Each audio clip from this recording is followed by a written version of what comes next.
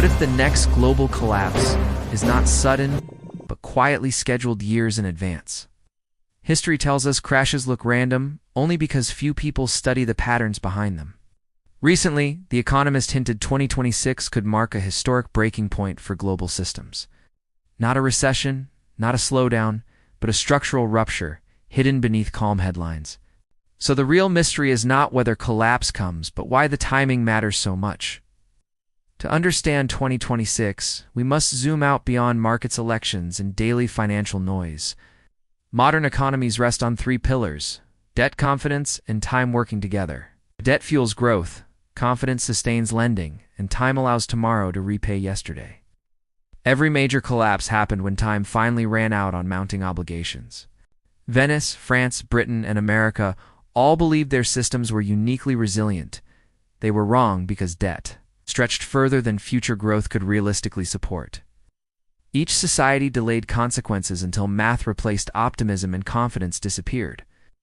The roots of 2026 do not begin tomorrow. They begin with decisions made after 2008. The global financial crisis taught leaders one lesson: never allow the system to reset. Instead of clearing bad debt, central banks suppressed interest rates and rewarded leverage. Losses were socialized, risks normalized, and emergency policies quietly became permanent. This created a historic debt supercycle unlike anything seen in modern finance. Governments rolled debt forward, corporations borrowed for buybacks, households lived on credit. Every year without collapse reinforced belief the system had become safer. But debt-driven stability requires endlessly falling rates and endless confidence. By 2020, both conditions quietly vanished, even though markets still appeared strong. Pandemic policies shattered all previous limits of stimulus money creation and deficits. Trillions appeared instantly, and financial markets responded with explosive optimism. Asset prices surged, recessions vanished, and policymakers believed cycles were defeated, yet beneath the surface inflation returned, signaling future growth was already consumed. Raising rates became unavoidable, and debt-saturated systems always break under pressure. The question was never if something breaks, but what breaks first. Here's where 2026 quietly enters the equation through mathematics, not headlines. Between 2024 and 2027, massive global debt must be refinanced simultaneously. Government bonds, corporate loans, real estate debt all collide with higher interest rates. Much of this debt was issued when rates were near zero. Refinancing at higher rates reshapes balance sheets instead of merely increasing costs.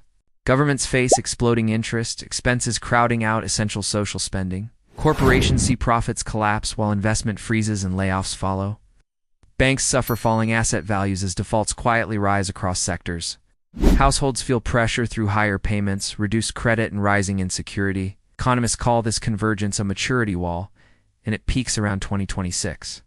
Not because something dramatic happens, but because the math stops working. Collapses rarely look cinematic.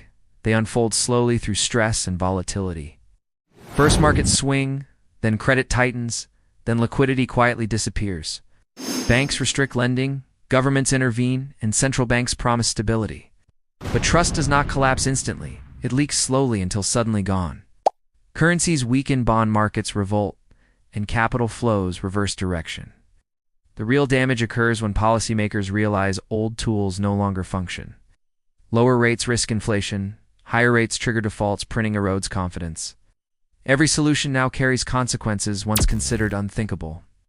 Past crises allowed room to maneuver because conditions were different. In 2008, debt was lower, inflation dormant, and credibility relatively intact. By 2026, debt is extreme, inflation fragile, and institutional trust weakened.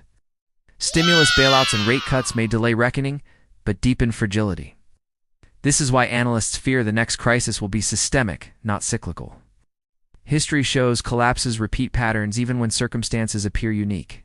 Before 1929, debt surged. Before revolution, state finances quietly collapsed. Elites always insist the system is under control right before failure. What makes today dangerous is scale, interconnected markets, and instant panic. Global debt now exceeds 3 times global output. Unprecedented in history, confidence travels faster than ever, and so does fear. If 2026 marks a breaking point, it will not be one event. It will be decades of decisions converging at once. Collapses are delayed consequences, not sudden accidents. Systems fail when debt can no longer roll forward cheaply. The most dangerous moment is when collapse feels impossible. Whether 2026 is the year or a milestone, the direction is clear. The era of easy fixes and painless solutions is ending. Every collapse clears space for something new, sometimes better, sometimes worse. The question is not survival, but transformation. Will change come through planning or panic? History shows preparation separates survivors from casualties. Ignoring patterns does not stop them from repeating. The countdown continues, whether we acknowledge it or not. Understanding cycles is not about fear, but awareness. Awareness allows adaptation while denial guarantees shock. Systems rarely warn loudly, they whisper for years. Debt whispers first, then confidence follows, then time runs out. Those who listen early gain options, others face forced decisions. The future is shaped long before headlines announce crisis. 2026 represents a convergence point, not a prophecy. Preparation begins with understanding cause and effect. Ignoring mathematics does not invalidate consequences. History never asks permission before repeating lessons. This story is not about prediction, but probability. Probability rises when patterns align across decades. Now, debt cycles do not care about politics, narratives, or optimism. They resolve only through restructuring defaults or inflation. Every path carries costs. Someone always pays. The question is who pays and when. Watching history gives clues about outcomes. Preparation does not require panic, only clarity. The clock keeps ticking regardless of belief. The future favors those who study patterns instead of dismissing them.